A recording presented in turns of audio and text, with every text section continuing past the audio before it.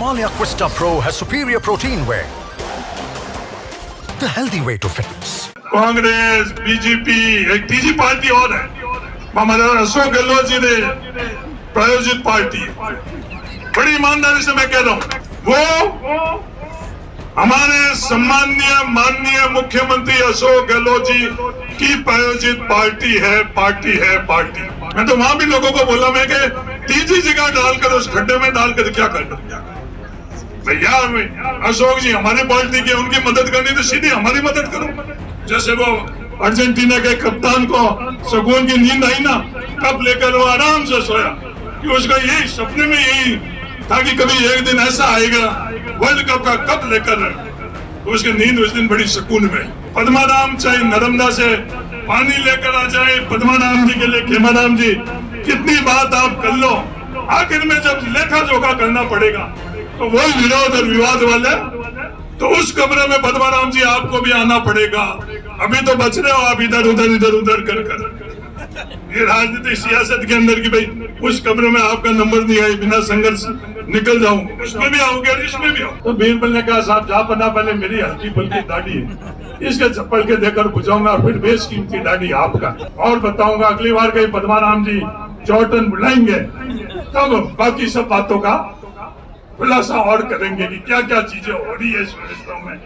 जब तो आपने कहा बाप रो पद्माराम ठीक ही तो वो आकर के हैंग ही करता।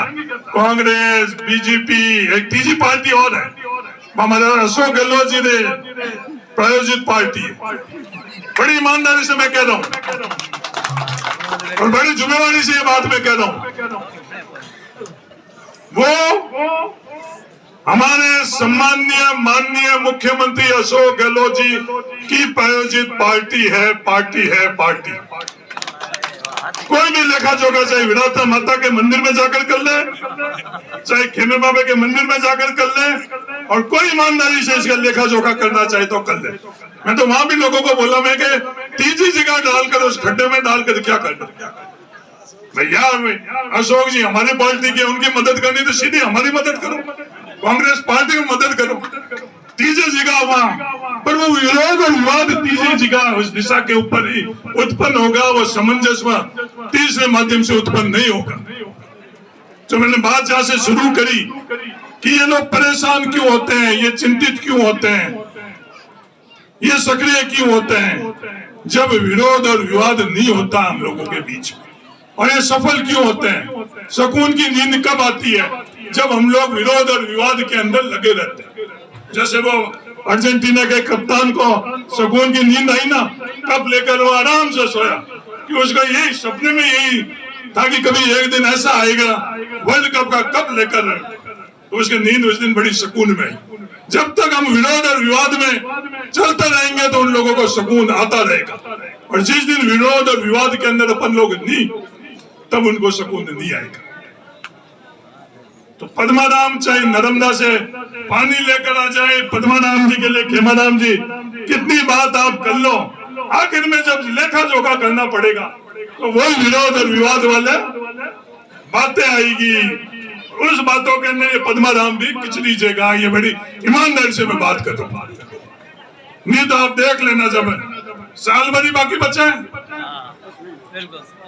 तो उस कमरे में पद्माराम जी आपको भी आना पड़ेगा। अभी तो बच रहे हो आप इधर उधर कर ये राजनीतिक सियासत के अंदर की भाई उस कमरे में आपका नंबर नहीं आई, बिना संघर्ष निकल जाऊं, उसमें भी आओगे और इसमें भी आओ, आना उसमें भी आपको पड़ेगा। वो आना इसलिए पड़ेगा क्योंकि हम लोगों का जो पैमाना है वो पैमाना ही कहीं ना कहीं हम लोग तय और कोई करता है, लागू हमारे माध्यम से होता है और हमें पता ही नहीं चलता कि हमारे माध्यम से लागू हो रहा है। ये भी बड़ी जिम्मेवारी से बात कर रहा हूँ, तय जयपुर दिल्ली में और कोई ताकतें करती है, लागू हम लोगों के माध्यम से करा देते, हमें एहसास भी नहीं होता कि भी लागू हमारे माध्यम से हो रहा है। कोई ना कोई बात पकड़ा देते और बाद में भावना के हिसाब से हम लोग बात पकड़ लेते हैं कि नहीं साहब ये तो हमारी बात है, जो बात हमारे लिए कोई मायने नहीं रखती। अगर पूरी बातों का लेखा जोखा देगा तो मेरे को वापस कल दिल्ली जाना, पद्माराम जी ने पहले खेम जी और इन्होंने बोला अर्जी राम जी के यहाँ आना ही था, पद्माराम जी ने पाबंद अलग से किया अलवर के अंदर कि आपको आना ही पड़ेगा। मैं कहा मैं आऊंगा तो कुछ सच्ची बात कर लूंगा, सच्ची बात कहना तो कड़वा लगेगा, क्योंकि मुझे ये समझ में आ गया क्या उस अंतिम पड़ाव वही है।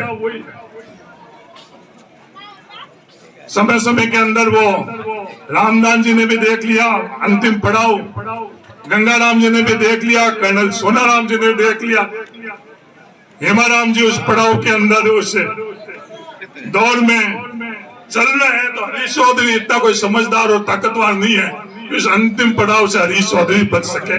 तो संघर्ष करते करते उस जगह पहुंचे या कोई डर से उस संघर्ष में नहीं पहुंचे, तय सिर्फ हरीश चौधरी को ये करना है, इनसे ज्यादा योग्य, इनसे ज्यादा समझदार मैं नहीं।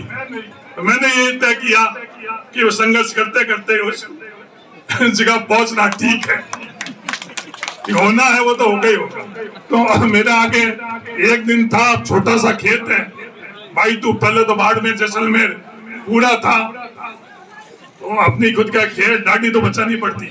अकबर ने बीरबल से पूछा कि तेरी दाढ़ी में आग लगे और मेरी दाढ़ी में आग लगे, बीरबल बोल क्या करेगा?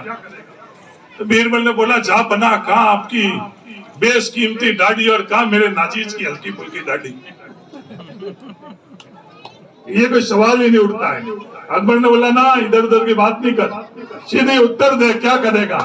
तो बीरबल ने कहा साहब जा बना, पहले मेरी हल्की फुल्की दाढ़ी है, इसके चप्पल के देकर बुझाऊंगा, फिर बेशकीमती दाढ़ी आपका। उसके इसलिए भाई तू में भी मेरे छितर के पार में भी कार्यक्रम है, वो जल्दबाजी है, वरना मैं और यहाँ की जो बातें जो हम लोगों के साथ हो रहा है वो परिवार के अंदर और बताऊंगा। अगली बार कहीं पद्माराम जी चौटन बुलाएंगे तब बाकी सब बातों का खुलासा और करेंगे कि क्या क्या चीजें हो रही है इस रिश्तों में। आप सब लोगों ने बुलाया उसके लिए तहे दिल से धन्यवाद। अंत में जागृत रहेंगे तो आगे बढ़ेंगे, और जागृत नहीं रहेंगे तो सपने लेने छोड़ दो किसानों, सपने लेने छोड़ दो, ये घर की बात है। धन्यवाद, जय हिंद।